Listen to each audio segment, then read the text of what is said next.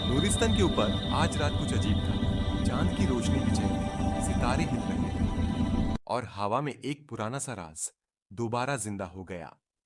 इस गहरे जंगल की रखवाली करती थी अरालिया, एक खूबसूरत गोल्ड विंग्ड फेरी। उसके परों से निकलती चमक रात को भी दिन बना देती थी।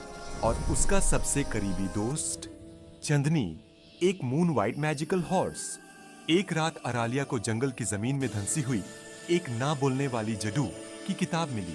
किताब चुप थी, मगर उसके पेजेस खुद हिल रहे थे। अरालिया ने छुआ तो पहली लाइन चमकी, जो दिल साफ होता है उसका जदू हर बेंड दरवाजा खोल देता है। लेकिन तभी जंगल में घंटी जैसी हंसी गुंजी। अंधेर का जिन मरोत वापस आ चुका था।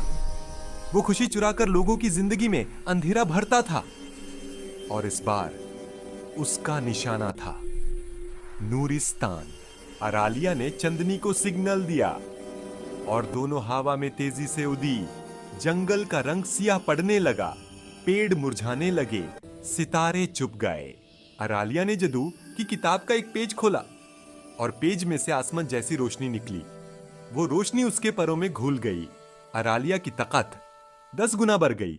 मरोत गुराया, एक चोटी परी मुझे रोक रही है। लेकिन अरलिया ने चन्नी की गर्दन को प्यार से छुआ